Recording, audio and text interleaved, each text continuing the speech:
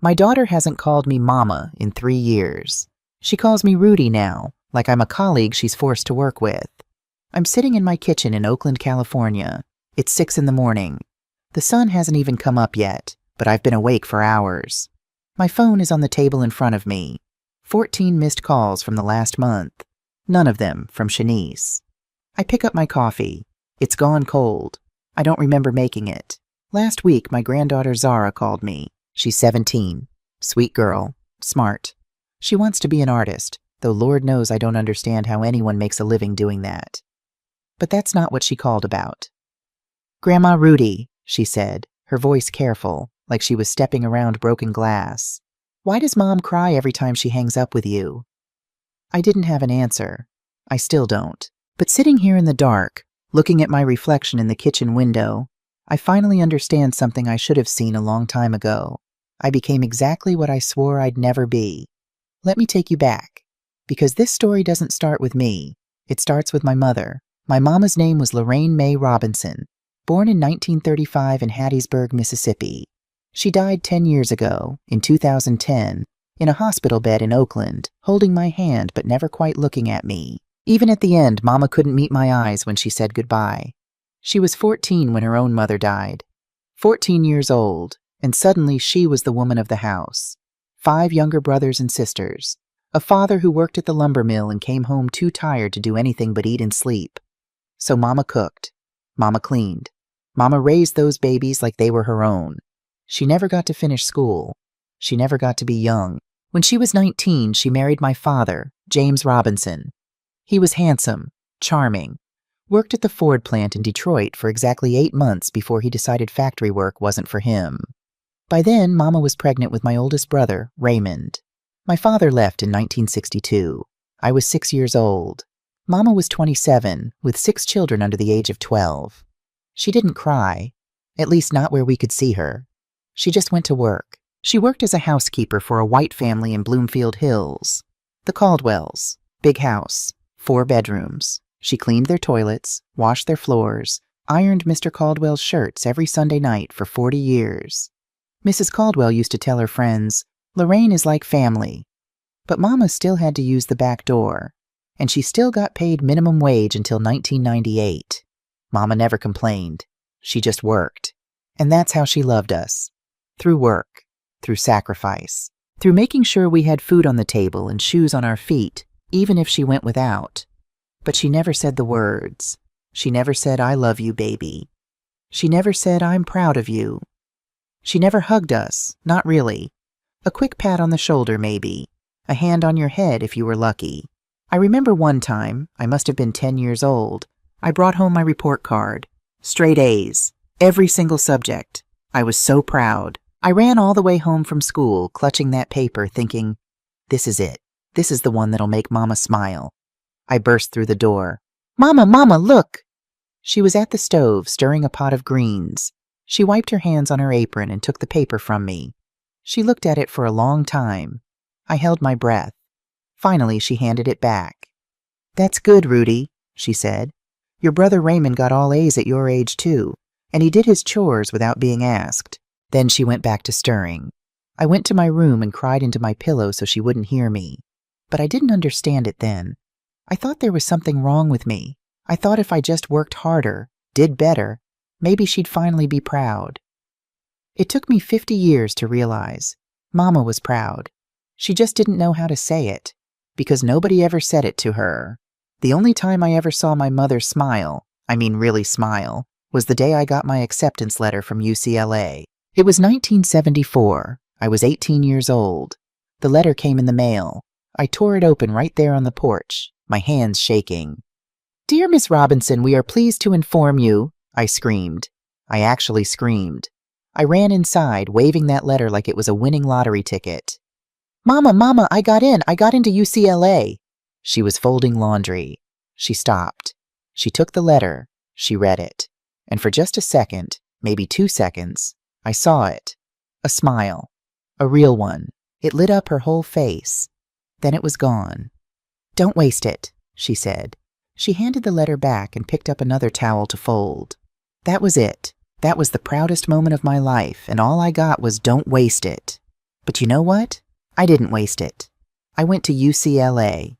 I worked 2 jobs to pay for books and rent because Mama couldn't help, not with 5 other kids to feed. I studied accounting because Mama said, "Get a degree that'll get you a job." I graduated in 1978, top 15% of my class. Mama came to the graduation. She sat in the back. She didn't clap when I walked across the stage. Her hands stayed folded in her lap, but she came. And when we took a picture afterward, she stood next to me, stiff as a board, but she was there.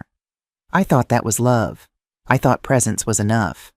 I didn't know I'd do the exact same thing to my daughter 25 years later. I met Darnell Johnson in 1980. I was working at an accounting firm in downtown LA. He was a civil engineer. White man, tall, glasses, kind eyes. Mama didn't approve. She didn't say it directly, of course. But when I brought him home for Sunday dinner, she was quieter than usual. And when we left, she pulled me aside. "You sure about him?" she asked. "Yes, Mama. He's not like us." "I know, Mama." She looked at me for a long time. Then she nodded. "All right, just don't forget where you come from." I didn't. But I also didn't understand what she meant. Not then. Darnell and I got married in 1981. Small ceremony. Mama came, but she didn't smile in any of the pictures. She just stood there, hands folded like she was at a funeral. Shanice was born a year later, August 14th, 1982. 7 pounds, 6 ounces. She came out crying, and she didn't stop for 3 months. I loved her so much it hurt. I remember holding her in the hospital, looking down at her tiny face and thinking, "I'm going to give you everything I never had." And I did. God help me, I did. But I also gave her everything I did have, including the parts I should have left behind. Shanice was smart. So smart. She started reading at 4 years old.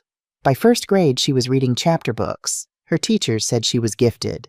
I was so proud, but I was also terrified. Because I knew what the world did to smart black girls.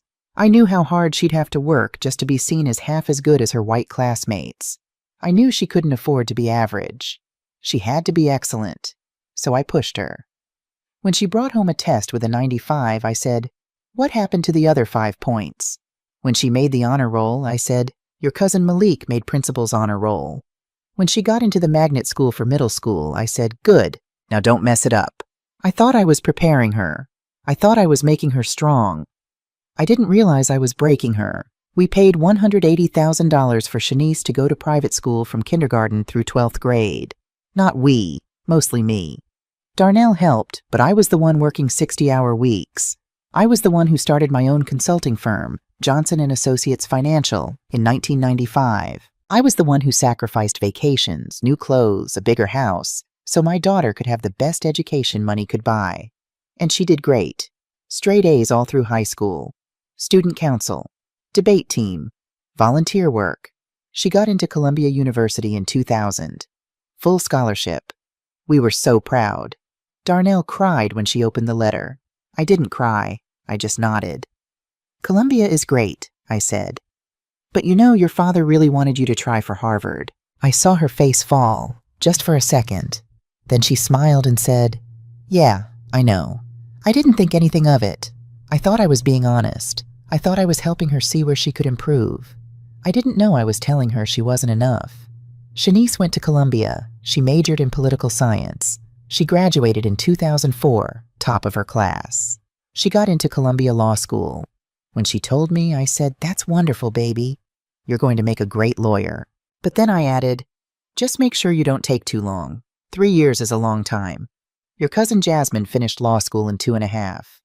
Shanice didn't say anything. She just nodded. She graduated law school in 2007, passed the bar on her first try, got a job at a civil rights firm in Oakland. She called me the day she got the offer. "Mom, I got the job. I'm going to be a civil rights attorney, just like I always wanted." "That's great, baby," I said. I was genuinely happy. I was. But then I said, "Just remember, civil rights law doesn't pay as much as corporate law. Are you sure you want to do that?" There was a pause on the other end of the line. "Yeah, Mom, I'm sure." "Okay, just making sure you thought it through." Another pause. "I did." We hung up. I went back to work. I didn't think about it again. I didn't know that was the day she stopped calling me to share good news. Shanice got married in 2005 during her second year of law school. His name was Trevor Williams. He was a music teacher. Sweet man, patient. He played guitar and sang at their wedding. I liked him. I did. But I also thought Shanice could have done better. I didn't say it to her face, but I said it to my sister Paulette at the reception. He's nice, I said, watching Trevor dance with Shanice on the floor. But a music teacher? Really? She's going to be a lawyer. She needs someone more ambitious. Paulette gave me a look. Rudy, that man loves her. Isn't that enough?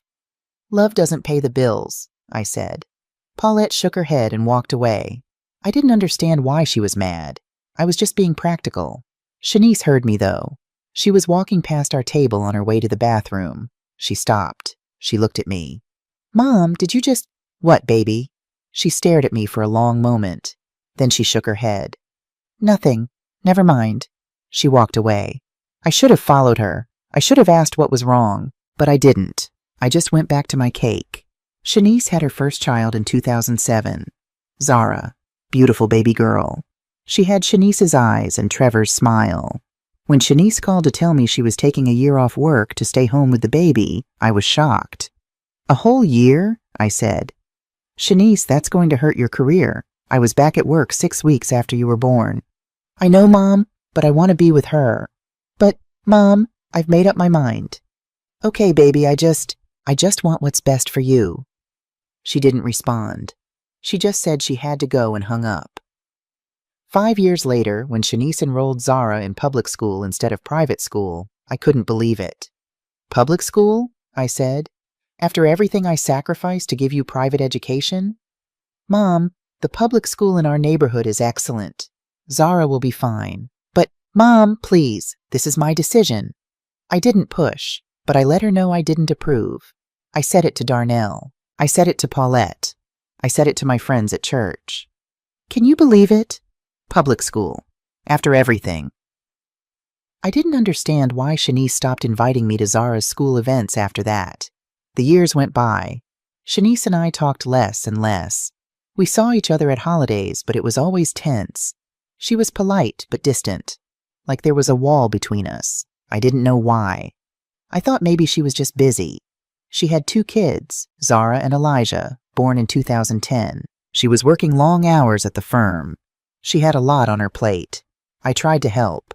I really did. But every time I offered advice, she shut down.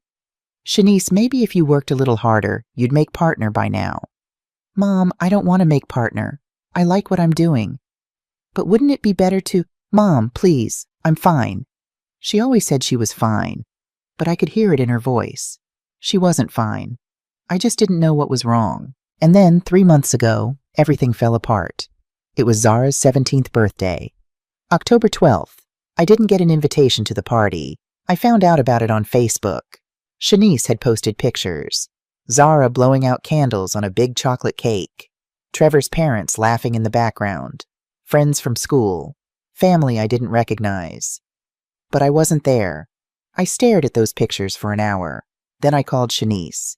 It was 11 o'clock at night. She answered on the 4th ring. Mom? I saw the pictures, I said. My voice was shaking. You didn't invite me to my own granddaughter's birthday? There was a long pause. Mom, I knew you'd just what? Just want to be there? I'm her grandmother, Shanice. You'd just compare her to someone else. You'd comment on her weight or her grades or ask why she's not applying to Stanford. That's not fair. Isn't it? Her voice cracked. Mom, you do it every time. Every single time. You can't just be happy for us. You always have to point out what we're doing wrong. I only want the best for you, I said. No, Mom. She was crying now. You want us to be perfect, and we can't be. We're never going to be perfect. And I'm done. Done with what? Done trying to earn your love. The line went dead. I sat there in the dark, holding the phone, staring at nothing. That was 3 months ago. We haven't spoken since. I've picked up the phone 100 times. I've typed out texts and deleted them. I've driven past her house, but I never stopped. Because I didn't know what to say. I didn't know how to fix it. I didn't even know what I'd done wrong. But then last week, something happened. I went to a wedding. My old friend Dolores Martinez, her daughter Angela, was getting married. I've known Dolores since 1980. We worked together at the same accounting firm. Our daughters are the same age. We used to joke that they'd grow up to be best friends. They didn't. Because while Dolores and Angela are still close, Shanice and I aren't. The wedding was beautiful. Angela looked radiant. During the reception, she stood up to give a speech. "Mom," Angela said, her voice full of emotion, "you weren't perfect. You worked night shifts. You missed some of my soccer games. But you never missed telling me you loved me. You never made me feel like I had to earn your pride. Thank you for seeing me." Dolores stood up and hugged her daughter. Both of them were crying. The whole room erupted in applause. I sat in the corner, clapping along with everyone else. But inside, I felt like someone had punched me in the chest. When was the last time I told Shanice I loved her? When was the last time I told her I was proud of her? Not proud of her accomplishments, but proud of her? When was the last time I just saw her? I couldn't remember. I left the wedding early. I drove home in silence. I sat in my car in the driveway for 20 minutes, staring at my hands on the steering wheel. And for the first time in my life, I asked myself a question I'd been too afraid to ask. Am I the problem? The next morning, I woke up with a headache. I'd been up half the night thinking about Angela's speech, thinking about Dolores, thinking about the way they'd hugged each other, so easy, so natural. When was the last time I'd hugged Shanice like that? I couldn't remember. I made coffee, sat at the kitchen table, looked at my phone. No messages. I opened Facebook, scrolled through Shanice's page. She hadn't posted much lately. A few pictures of Zara at a soccer game, one of Elijah playing piano, one of her and Trevor at some restaurant, smiling at the camera. She looked happy. Happier than I'd seen her in years, and I wasn't in any of it. I thought about calling her, but what would I say? "I'm sorry you felt left out of Zara's birthday?" No. That sounded like I was blaming her. "I'm sorry I didn't get an invitation?" No. That sounded passive-aggressive. "I'm sorry I'm not perfect?" No. That sounded defensive. I put the phone down, picked it back up, put it down again. Finally, I called my sister Paulette. "Rudy?" She sounded surprised. We didn't talk much these days. "Everything okay?" "I don't know," I said. My voice cracked. "Paulette, I think I messed up." There was a pause. Then gently, "With Shanice?" "Yeah." "What happened?"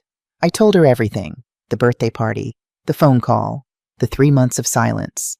Paulette listened. She didn't interrupt. When I finished, she was quiet for a long time. "Paulette?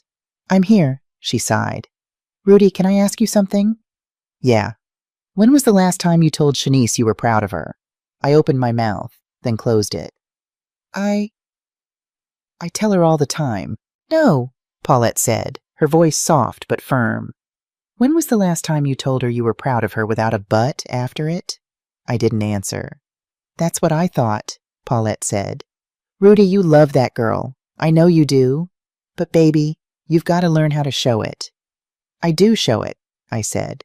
My voice was getting defensive. "I paid for her education. I helped her with law school. You gave her things, Rudy. But did you ever just see her? Did you ever tell her she was enough?" The words hit me like a slap. I don't... Rudy," Paulette's voice was gentle now. "You sound just like Mama." I hung up. I sat there for a long time, staring at the wall. "You sound just like Mama." No, I wasn't like Mama. I'd done everything differently. I'd given Shanice the best education, the best opportunities. I'd told her I loved her. I'd been there, hadn't I? I got up, walked to my bedroom, opened the closet, pulled down a box from the top shelf. Inside were old letters, cards, photos. I found what I was looking for. A letter Shanice wrote me when she was 18, right before she left for Columbia. I unfolded it. The paper was yellowed, creased from being folded and refolded.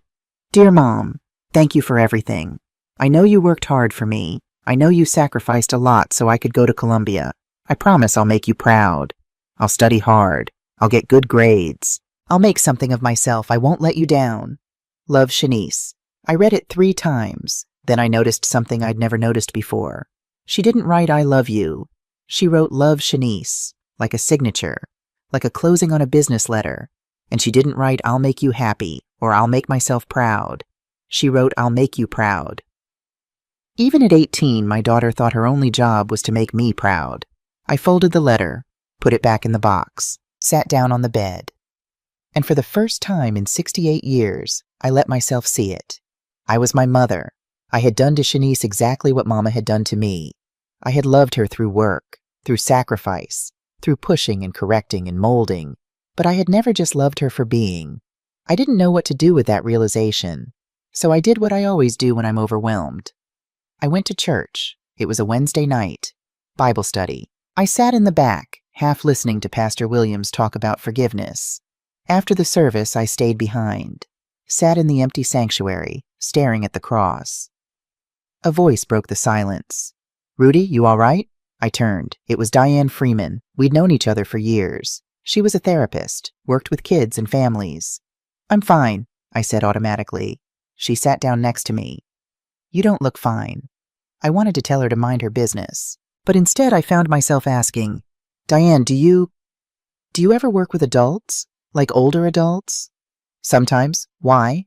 I hesitated. Then, my daughter won't talk to me, and I don't know how to fix it. Diane nodded slowly. How long has it been? 3 months. Do you know why she's upset? I stopped. I thought I did, but now I'm not so sure.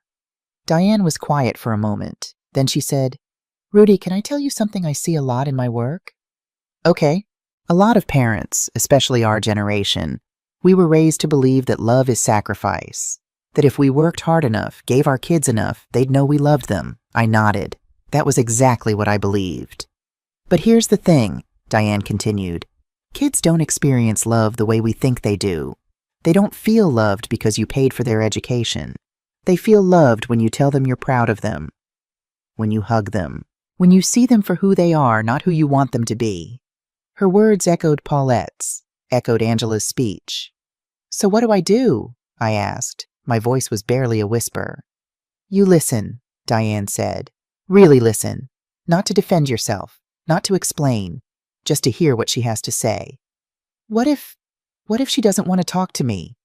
Then you wait, and you keep trying. But Rudy, she put a hand on my shoulder.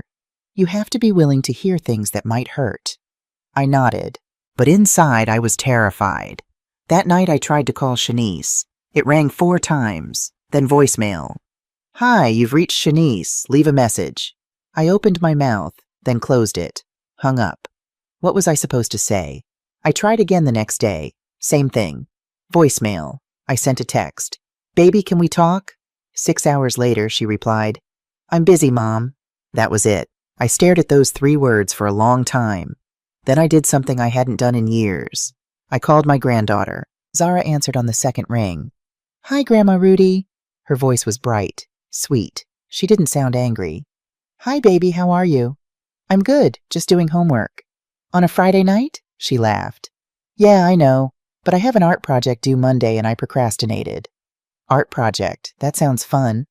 It is. I'm doing a series on generational trauma. I blinked. On what? Generational trauma, like patterns that get passed down through families. Hurt that gets repeated. My heart started pounding. That's a heavy topic for a high school project. Yeah, but it's important. She paused. Actually, Grandma, can I ask you something? Of course, baby. Why doesn't Mom talk to you anymore? The question hit me like a freight train. I don't know, Zara. Do you want to know? Yes. Then you should ask her, but really ask, not the way you usually do. What do you mean? Zara was quiet for a moment. When she spoke again, her voice was gentle. Grandma, do you really not know? No, I whispered. I don't. You hurt her, Zara said, a lot, and you never apologized. Hurt her how? I gave her everything. You gave her things, Grandma. You never gave her you. I felt like the floor had dropped out from under me. Zara, I love you, Grandma, but you need to hear this. Mom spent her whole life trying to make you proud, and you never told her she was enough. My hand was shaking. She told you that? She didn't have to. I can see it. Zara's voice softened. Mom's in therapy now. Has been for 5 years. She's working through a lot of stuff. Therapy? I was shocked. For what? For you, Grandma. For the way she grew up. For the way she feels like she's never good enough. The phone almost slipped from my hand. I didn't know, I said. My voice was barely audible. I know. That's the problem. We sat in silence for a moment. Zara, what do I do? You apologize, for real. Not I'm sorry you feel that way, just I'm sorry. No buts, no excuses. Okay. And Grandma? Yeah? You have to mean it. After we hung up, I sat in the dark for hours. Shanice was in therapy for 5 years because of me. I thought about all the times I'd corrected her, compared her, pushed her. I thought I was helping. I thought I was making her stronger. But I was breaking her. I didn't sleep that night. I kept thinking about what Zara said. You gave her things. You never gave her you. At 3 a.m, I got up, turned on the light, pulled out a notebook. I started writing. Not a letter, not yet. Just a list. Things I said to Shanice. What happened to the other 5 points? When she got a 95 on a test. Your cousin Malik made principal's honor roll. When she made regular honor roll. Don't mess it up. When she got into Columbia. Your father wanted you to try for Harvard. When she got into Columbia. Are you sure about civil rights law? It doesn't pay as much. When she got her dream job. He's nice, but a music teacher? About Trevor, at her wedding. A whole year off? That's going to hurt your career. When she took maternity leave. Public school? After everything I sacrificed? When she enrolled Zara. I stared at the list. Every single thing I'd said was meant to help, to guide, to prepare her for the world. But all she heard was, "You're not enough." I put my head in my hands and cried. The next morning I went for a walk. I needed air. I needed to think. I walked through my neighborhood in Oakland, past the corner store where I'd bought Shanice candy when she was little, past the park where she used to play. Everything reminded me of her. I found myself at Lake Merritt, sat on a bench, watched the geese. An older woman sat down next to me. She must have been in her 80s. She had kind eyes. "Beautiful morning," she said. "Yeah," I said. We sat in silence for a while. Then she asked, "You look troubled. Everything all right?" I don't know why I told her. Maybe because she was a stranger. Maybe because I was desperate. "My daughter won't talk to me," I said. "And it's my fault." The woman nodded. "What happened?" I pushed her too hard. I wanted her to be perfect, and now she's gone." "Have you told her you're sorry?" "I tried to call. She won't answer." The woman smiled sadly. "Sometimes sorry isn't enough. Sometimes you have to show them you've changed." "How do I do that?" "You listen. You give her space. And when she's ready, you meet her where she is. Not where you want her to be." I looked at her. "You sound like you've been through this." "I have." She looked out at the lake. "I didn't speak to my daughter for 10 years. 10 years, because I was too proud to admit I was wrong." "What happened?" "She got sick, cancer. And I realized I'd wasted 10 years being stubborn." The woman's eyes filled with tears. "She's okay now, in remission. But those 10 years, I'll never get them back." She stood up, patted my shoulder. "Don't waste time, honey. Life's too short." Then she walked away. I sat there for another hour. Then I went home, sat down at my desk, and I started to write. "Shanice, I don't understand why you're so angry. I only wanted the best for you. I worked hard to give you opportunities I never had. I don't think it's fair for you to blame me for that. Can we please talk?" "Mom," I read it, crumpled it up, threw it away. That wasn't an apology. That was a defense. "Shanice, I'm sorry if I hurt you. I didn't mean to. Maybe I pushed too hard, but you turned out great, didn't you? You have a good career, a good family. So it worked out. Can we move past this?" "Mom," I read it, crumpled it up, still defensive, still making excuses. I sat there for a long time staring at the blank page. Then I thought about what Diane said, what Zara said, what that woman at the lake said. "You have to mean it." I took a deep breath, and I started again. "Shanice, I need to tell you something I should have said 42 years ago. I was wrong. I thought love was making sure you had everything I didn't have. The best schools, the best opportunities. I thought love was pushing you to be better, stronger, smarter, I didn't know love was also supposed to be soft. My mother never told me she loved me. She never hugged me. She never said I'm proud of you without a but. I told myself I would be different. But baby, I wasn't. I just gave you a bigger cage. I compared you. I corrected you. I made you feel like you were never enough. And the truth is, you were always enough. You were more than enough. I don't know if you'll ever forgive me. I don't even know if I deserve it. But I need you to know, I am proud of you. Not because you went to Columbia, not because you're a lawyer, but because you are kind. You are strong. You are a beautiful mother. And I am sorry I never told you that. I love you, Shanice. I have always loved you. I just never learned how to show it. Your mama, I read it. My hands were shaking. It wasn't perfect, but it was honest. I folded it, put it in an envelope, wrote her address. Then I sat there, holding it, afraid to let it go. Because once I mailed this letter, there was no taking it back. What if she didn't respond? What if she read it and threw it away? What if this made things worse? I thought about that woman at the lake. Don't waste time. I put on my coat, walked to the post office, stood at the mailbox. My hand hovered over the slot. Do it, I told myself. Just do it. I dropped the letter in, and then I waited. 4 days passed. No response. I checked my phone every hour. Nothing. I checked the mail. Nothing.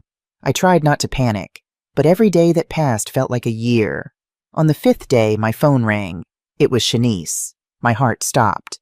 I stared at her name on the screen. Then I answered. Hello? My voice was shaking. I got your letter. Silence. I didn't know what to say. Baby, can we talk? She asked. In person? Yes. I nearly sobbed the word. Yes. Anytime. Please. There was a pause. Then, Saturday, 10 a.m., the coffee shop at Lake Merritt. Okay.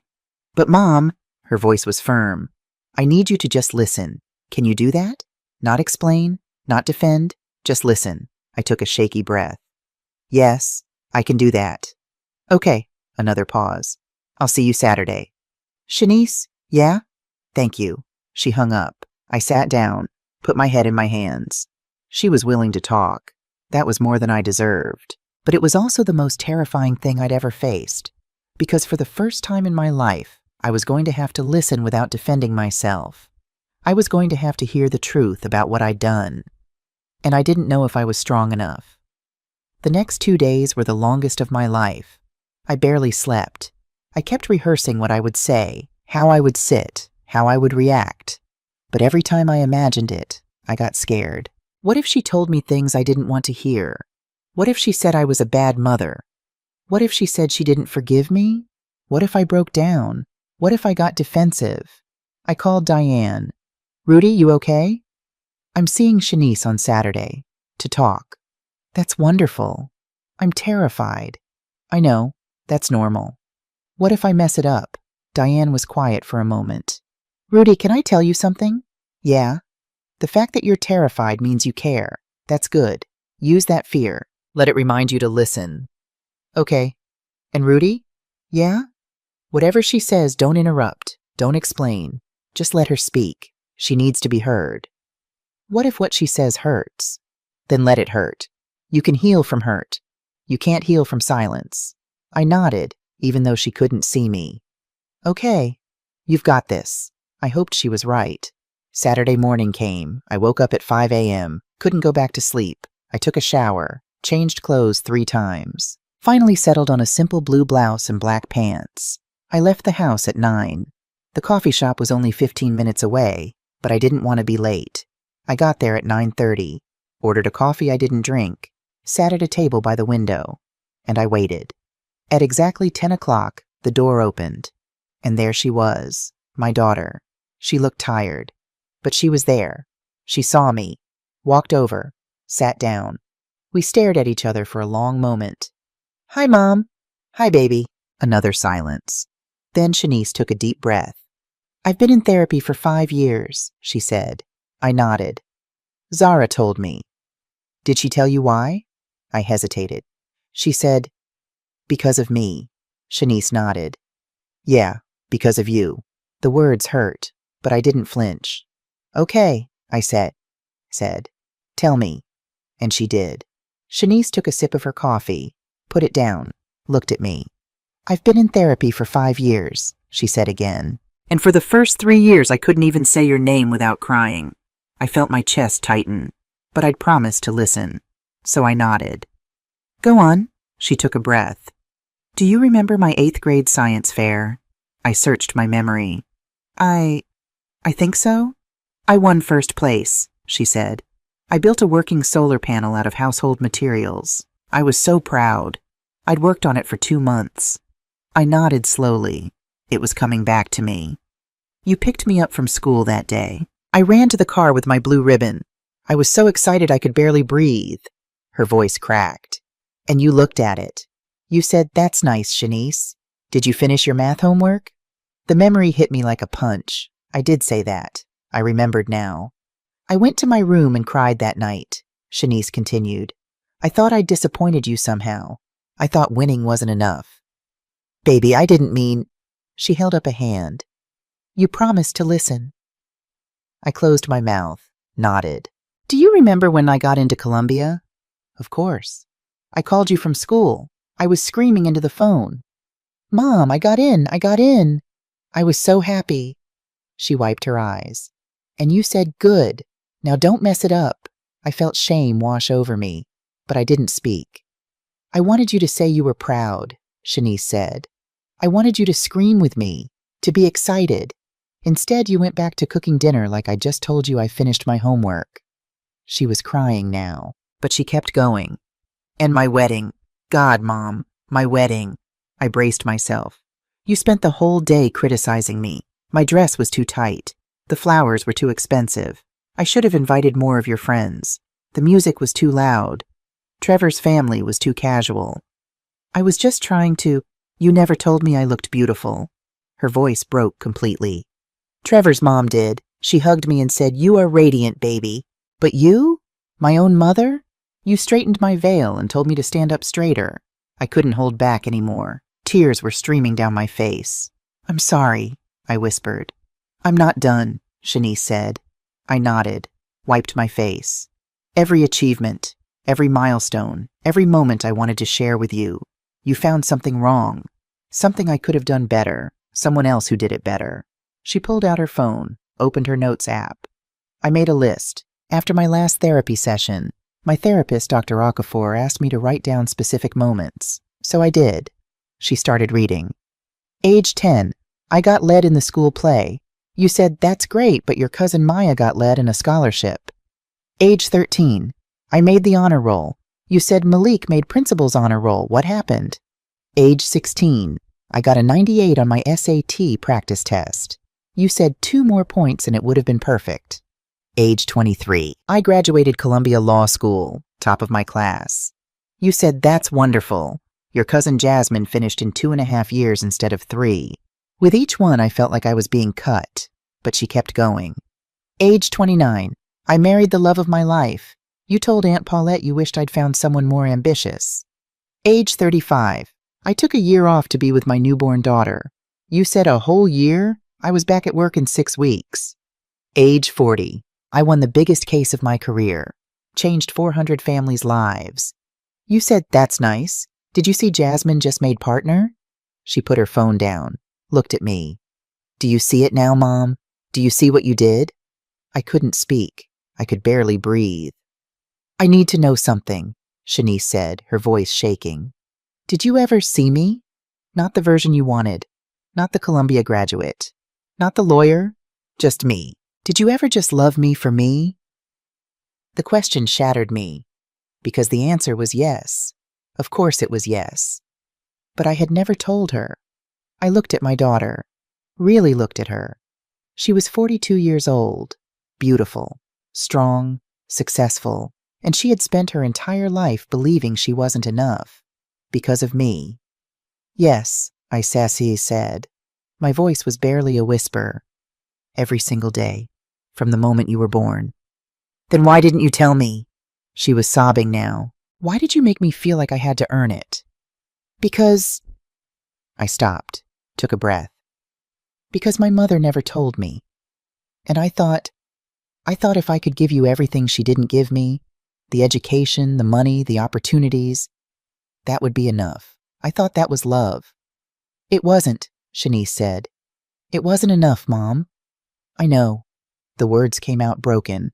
I know that now. We sat in silence. The coffee shop buzzed around us, people ordering lattes, laughing, living normal lives. And we sat in the wreckage of ours. Finally, I spoke. You're right. Shanice looked up. You're right, I said again. And I'm sorry. I didn't add anything else.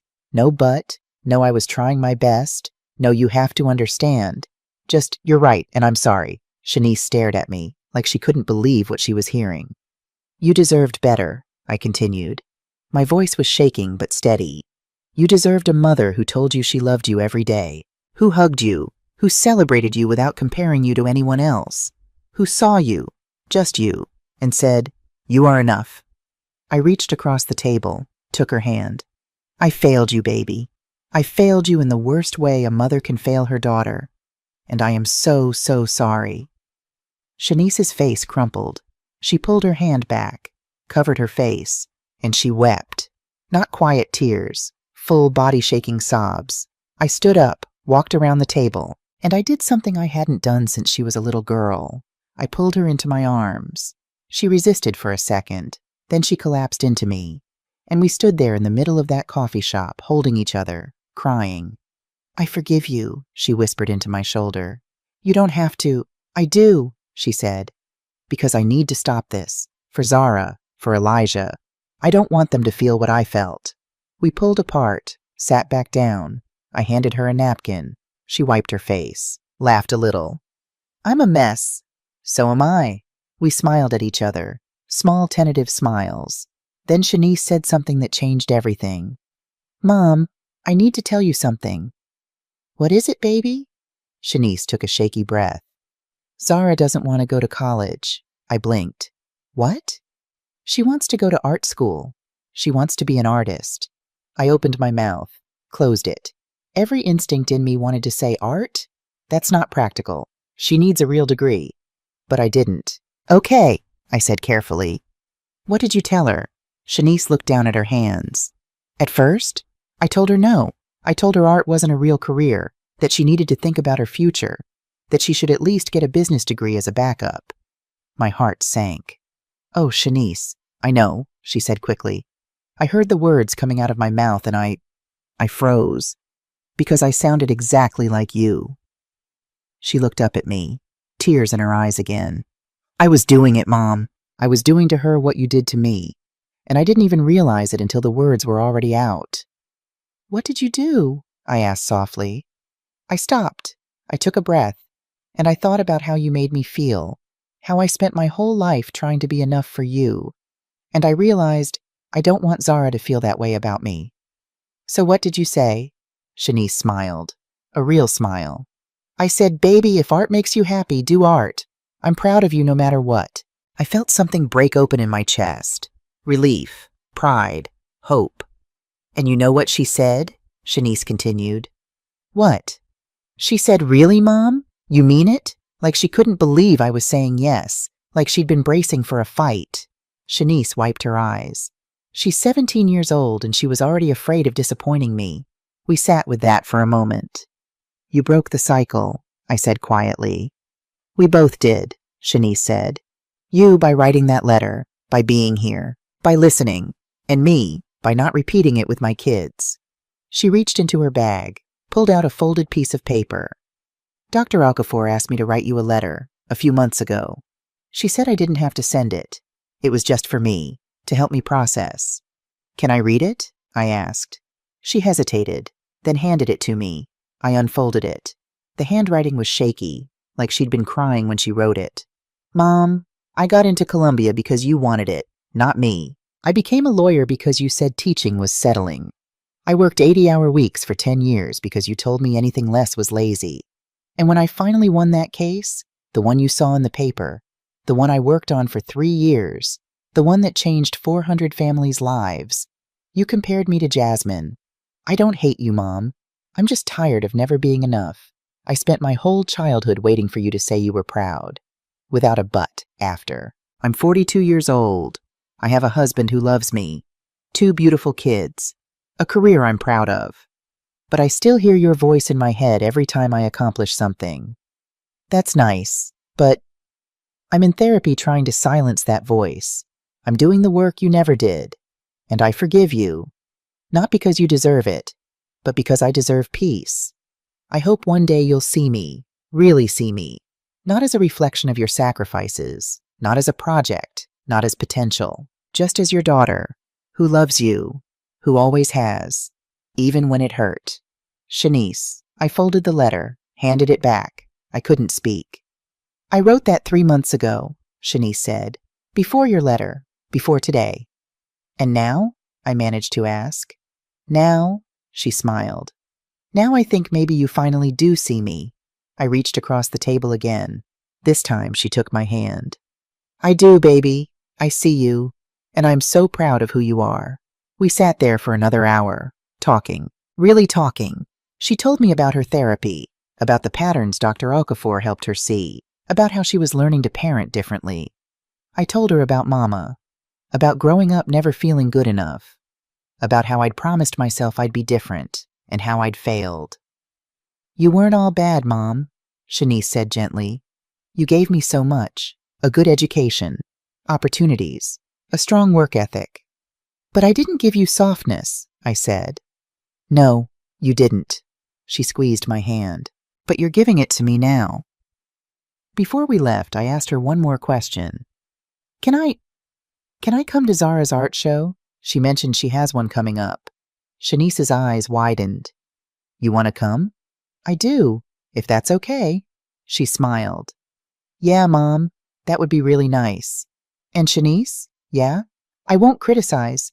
I won't compare. I'll just be there to support her.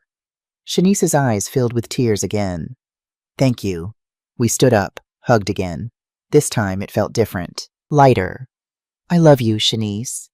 I love you too, Mama. 6 months later. I'm standing in a small art gallery in downtown Oakland. The walls are covered with paintings, photographs, mixed media pieces. And right in the center, in a place of honor, is Zara's exhibition. The title, 3 Women. I walk closer.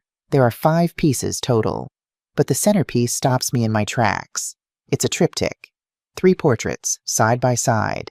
On the left, my mother, Lorraine, painted from an old photograph I'd given Zara. Mama's face is stern, distant, but her eyes are sad. In the middle, me, Rudy, younger than I am now, maybe in my 40s. I'm looking off to the side, not at the viewer. My expression is determined, driven, but also lonely. On the right, Shanice. She's looking directly at the viewer. Her expression is softer than mine, warmer than Mama's. But the eyes are the same in all 3 portraits. Underneath, a small plaque. 3 women. We pass down what we don't heal, but we can also pass down healing. I stand there for a long time staring at those 3 faces. 3 generations of women who loved each other but didn't know how to say it. Until now. Do you like it, Grandma? I turn. Zara is standing next to me, nervous, excited. It's beautiful, baby. My voice cracks. It's perfect. Really? You don't think I should have done something more practical? She's teasing, but there's a real question underneath. No, I say firmly. I think you should do exactly what makes your heart sing. Her face lights up. Thanks, Grandma. That means a lot. I pull her into a hug. I'm proud of you, Zara. So proud. When we pull apart, she's crying. Happy tears. I love you, Grandma Rudy. I love you too, baby. Shanice walks over. She's been talking to some of Zara's teachers. Mom, did you see it? I did. What do you think? I look at the painting again. At Mama. At myself. At Shanice. I take a breath. I think she's right. We do pass down what we don't heal, but we can also pass down healing. Shanice smiles. Yeah, we can. Trevor joins us. Elijah is with him, looking bored but proud of his sister. Family photo? Trevor suggests, holding up his phone. We gather around Zara. Trevor sets the timer. We squeeze together. And right before the camera clicks, I do something I've never done before. I say out loud for everyone to hear, I'm so grateful for all of you. I love you so much. The camera clicks. Later, when I see the photo, I notice something. We're all smiling. Real smiles. And for the first time in a family photo with my daughter and granddaughter, I don't look tense. I look happy. That night, after the art show, Shanice invites me to dinner. Nothing fancy, she says. Just family dinner at our place. I'd love that. We go to their house. It's warm, lived in. The walls are covered with photos and kids' artwork. Shanice cooks. I help. We work side by side in the kitchen, talking about nothing important, just talking. At dinner, we sit around the table. Trevor, Shanice, Zara, Elijah, and me. Shanice asks everyone to share one good thing from their day. Elijah talks about a video game he beat. Zara talks about selling 3 paintings at the show. Trevor talks about a student who finally learned a difficult piece. Shanice talks about a new case she's working on. Then they all look at me. Grandma Rudy? Zara prompts. I think for a moment. Today I got to see my brilliant granddaughter's art. I got to have dinner with my family. And I got to say I love you without being afraid. There's a moment of silence. Then Shanice reaches over and squeezes my hand. We love you too, Mom. After dinner, I help with dishes. Shanice washes. I dry. Mom, can I ask you something? Of course. Are you happy? Like, really happy? I think about it. Yeah, baby, I am. For the first time in a long time, I actually am. Good. She hands me a plate. You deserve to be. We work in comfortable silence for a while. Then Shanice says, You know, Dr. Alcafor wants me to bring you to a session sometime, if you're open to it. My first instinct is to say no, to get defensive. I don't need therapy. But I stop myself. Okay, I say. I'd like that. Shanice looks surprised. Really? Really. I want to keep learning. I want to keep doing better. She smiles. Thanks, Mom. Later that night, I'm back in my apartment. Alone, but not lonely. I open the closet, pull down that old box of letters. I find the one Mama wrote me in 1975. Rudy, I know I'm hard on you. I just want you to be strong. This world doesn't forgive soft black women. Love, Mama. I read it again, and for the first time I understand. Mama wasn't cruel. She was scared. She was trying to protect me the only way she knew how, by making me hard, untouchable, perfect. But she didn't realize that in trying to protect me, she also isolated me. I pick up a pen, fresh paper, and I write a letter I'll never send. Dear Mama, I understand now. You loved me the only way you knew how. You gave me strength. You gave me drive. You gave me survival skills, but you couldn't give me what you never had. Softness, permission to be imperfect. The words I'm proud of you. I forgive you. I also forgive myself. For 40 years, I did to Shanice what you did to me. But the cycle stops here. Shanice is breaking it with her kids. And I'm learning, finally, what love looks like when it's not afraid. I wish you were here to see it. I wish I could hug you. Tell you I love you. Tell you that you were enough. Because you were, Mama. You were always enough. Love, your daughter, Rudy. I fold the letter, hold it to my chest. Then I put it in the box with all the others. The box of women who loved each other, but didn't know how to say it. Until now, 3 months later, I'm sitting in my kitchen, same table, same chair, but everything is different. My phone rings. It's Shanice. Hey, Mom. Hi, baby. How are you? Good. Busy. I just wanted to call and say hi. I'm glad you did. We talk for 20 minutes. About nothing. About everything. She tells me about a case she's working on. I listen. I don't compare her to anyone. I just say, that sounds challenging. You're doing great work. She tells me Zara got accepted to an art school in San Francisco. I say, that's wonderful. I'm so happy for her. She tells me she had a hard day, that she snapped at the kids and felt guilty. I don't say, well, you need to be more patient. I say parenting is hard.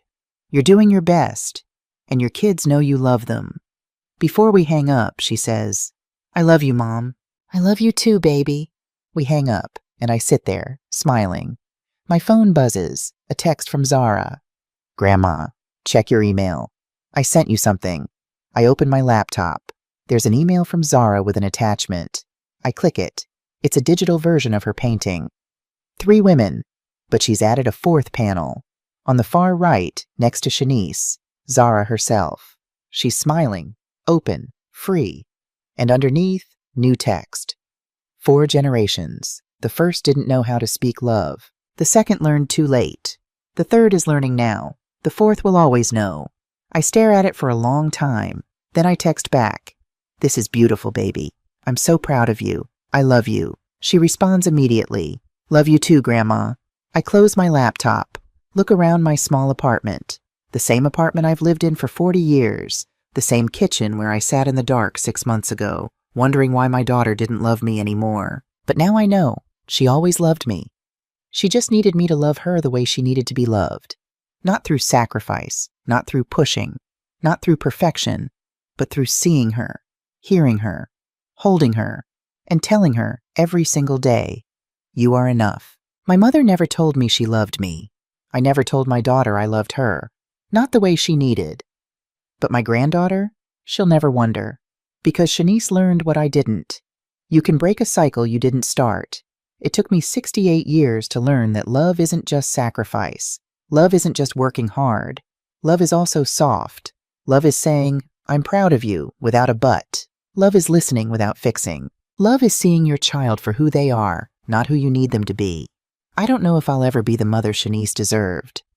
But I'm trying to be the grandmother Zara needs, and that's enough. Because healing doesn't erase the hurt, but it stops the hurt from repeating.